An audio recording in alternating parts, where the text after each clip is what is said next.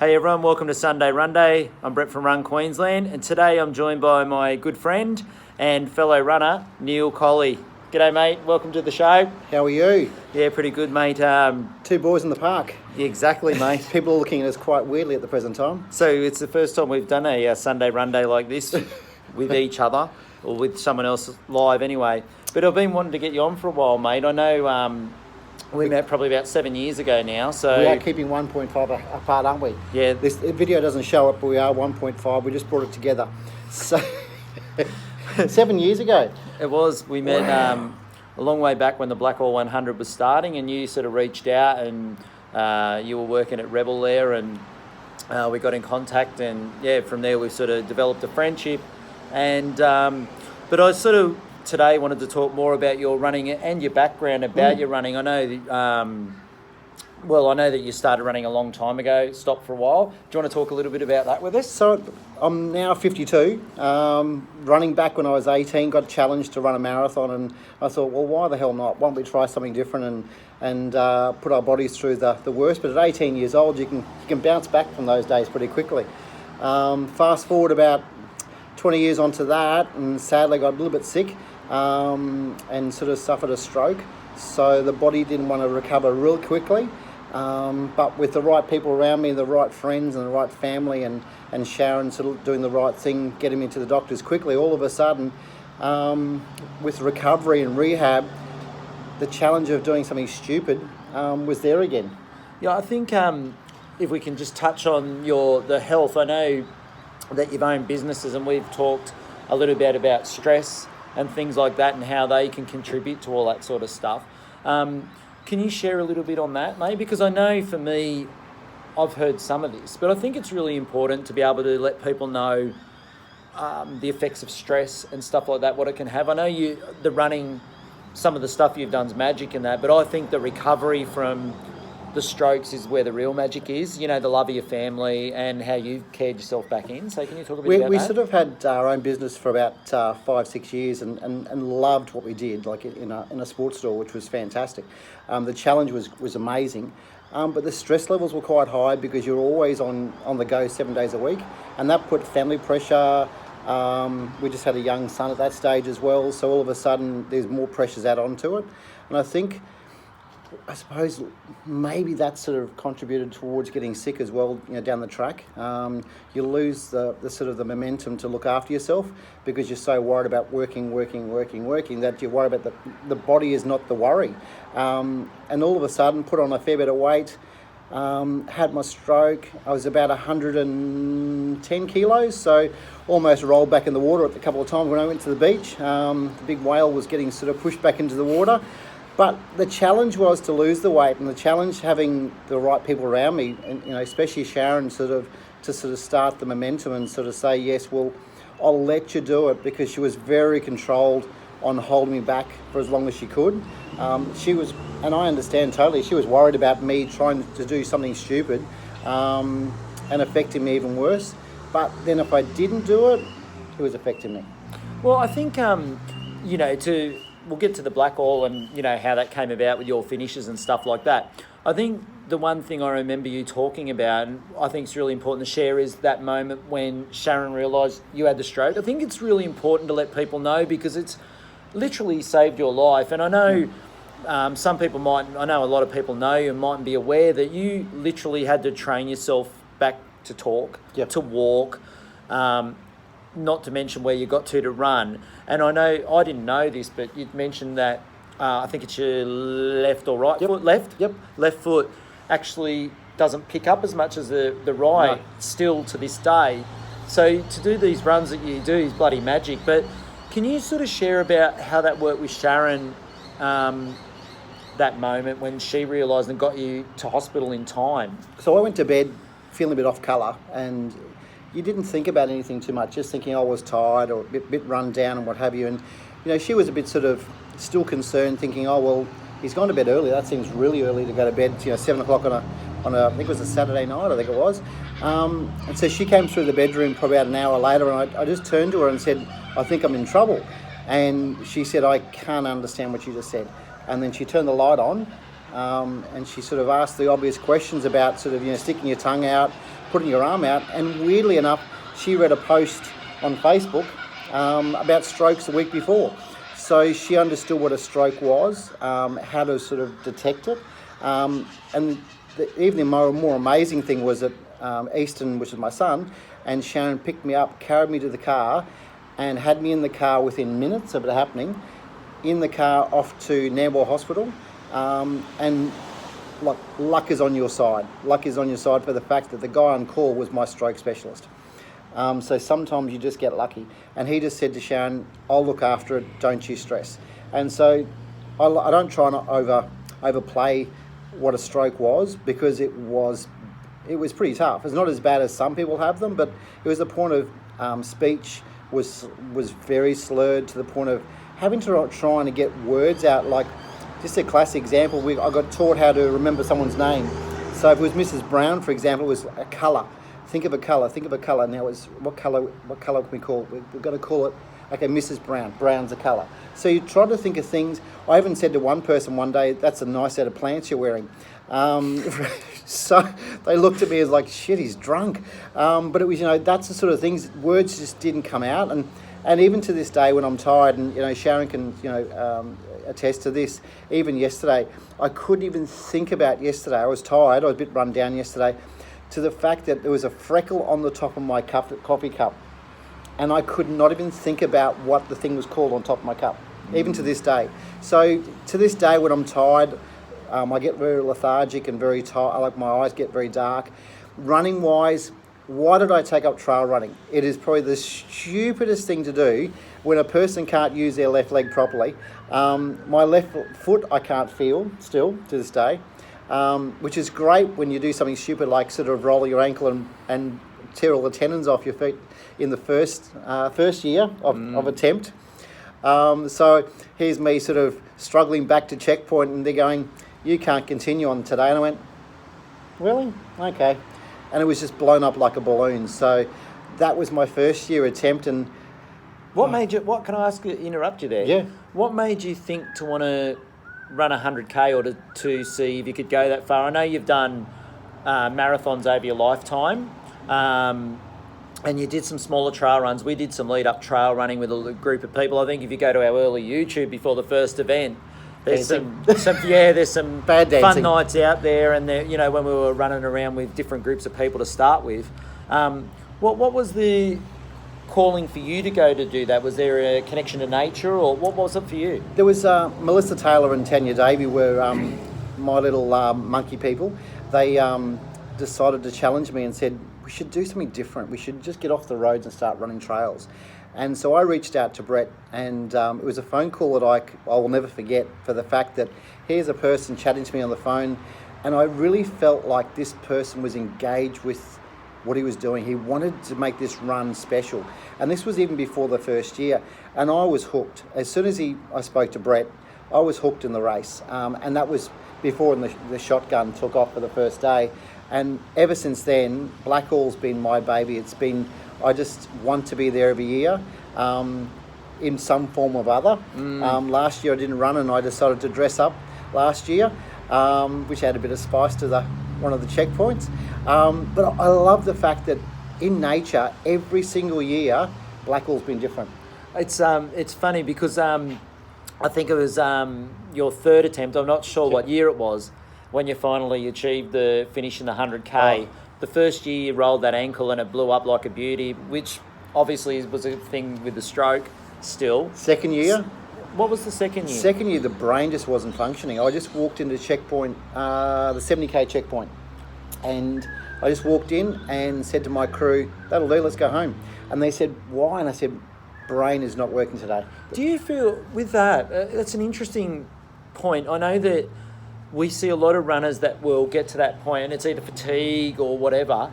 Do you feel that you probably could, and you hear people say they jump in the car and 10 minutes later, they wish they hadn't have pulled out. Were you one of those? Brain-wise, the body was fantastic, but the brain just could not keep, I suppose, focus on what I was trying to do, which meant it was going to be dangerous at night time. Yeah. So, there's no use being out there by yourself, rolling an ankle or what have you, and you're in the middle of nowhere and your brain's not knowing where you are. I just physically was mentally tired.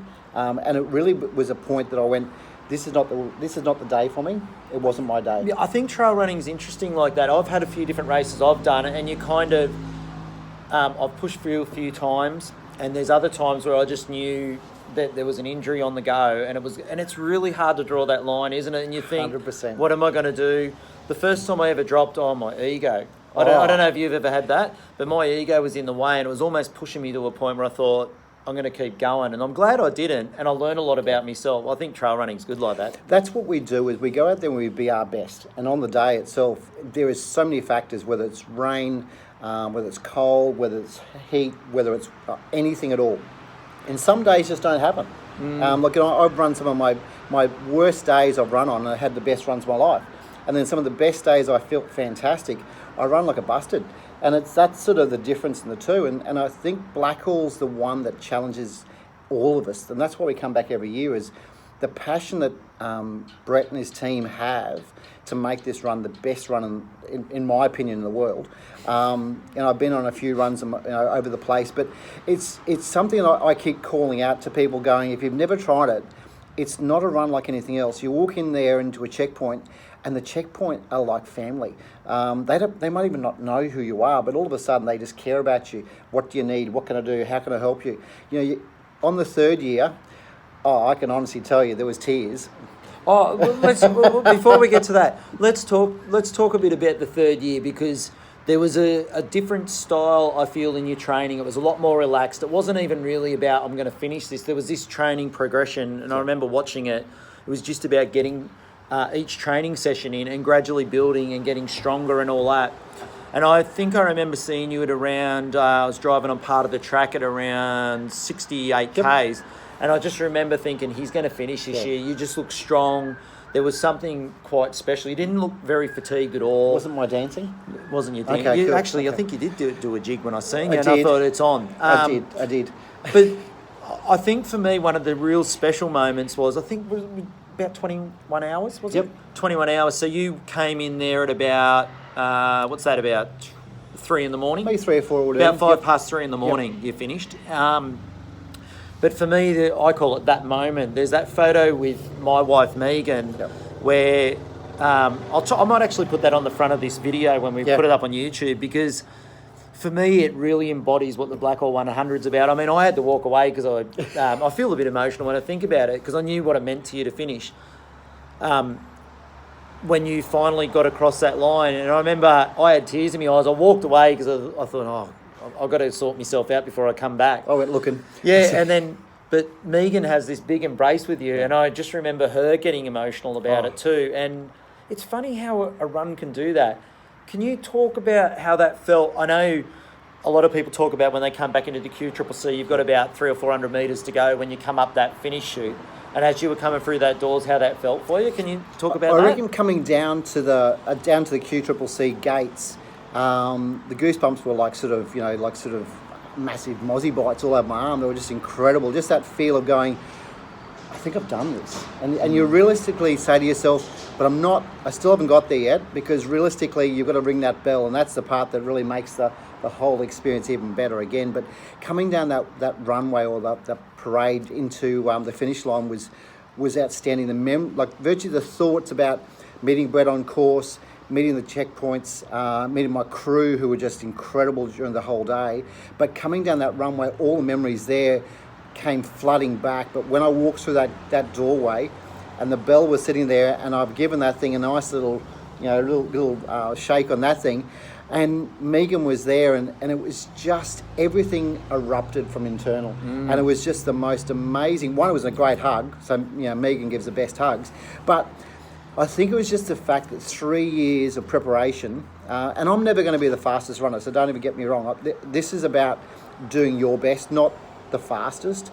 And I think that's what gets most for me, is that everybody says to me, can you attempt this run? And yes, you can. And that was my sign to say to someone, even though first year, second year, third year attempt, finished it.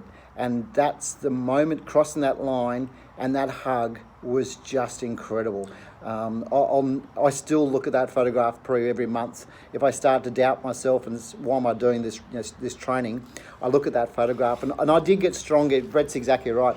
I trained differently that year. I trained per month. And I worry about more strength work more than sort of just the Ks. And I became a lot smarter in the way that my legs were a lot stronger, my hips were stronger, and just generally I felt mentally stronger. It wasn't about the Ks on legs. It was just about me being stronger first. I think that's another really good point too. I know it took you the 3 goes to knock it over, but that moment was like 3 years in the making, wasn't it? There was something spectacular about that. You see that a lot. I mean, you see these really, really fast fellas and ladies that are just hooking around that course, and they're amazing to watch. But some of those stories at the end of it, I remember Tanya Davey in that first year. I can't remember. I mean, I think she was just before sunrise. Yeah. And I seen her, I don't know, say 85 kilometres in. And when I was talking to her, I thought, she must have been having a stroke. She was a bit gaga and all that, but she sort of came to, and I thought, just the mental fortitude that you get, and you can take that stuff into your life. That's what I like. You know that tough things can come and go, and that's what I like. It's like a bit of a, some people say a life in a day. I mean, I honestly believe that, I'm stronger today because of what I went through. I'm stronger today because of the people I've met, and I'm stronger today because of the family I have around me. And that's probably the real reason I love what I do. And yes, if you see me on course, I act like a goat.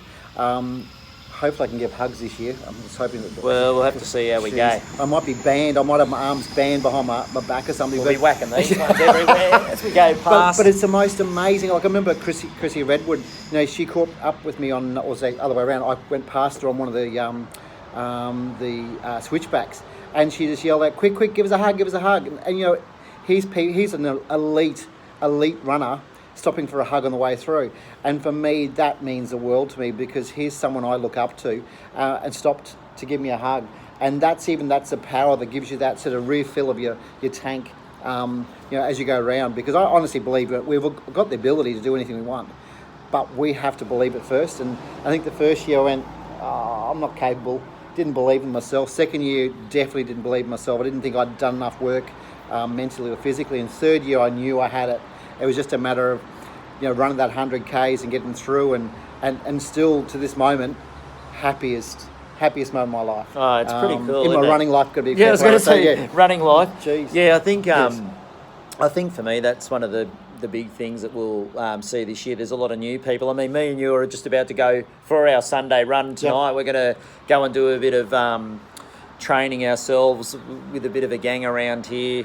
Get a couple of Ks in. Yeah, we're going to have a bit of fun. So it's just meeting different people too. For me, is a really fun thing with this whole running caper. So that's running for you, though, isn't it? Like, you meet some incredible people, and you don't know the destination of what they have, and you can't dictate what their destination is. But all you can do is guide them into some happiness. And that's what running's about, is just virtually giving yourself permission to be happy. Well, the other one I wanted to quickly touch on was you've run the big red run. You've been out to the desert a couple of times. Do you want to share any, a little bit about that, like what that experience was like for you out there? Running day to day, back to back was fantastic, because, again, it was something that you never thought you could do. But, again, having the right people around you at home gave me, again, that sort of ability to run on these silly events.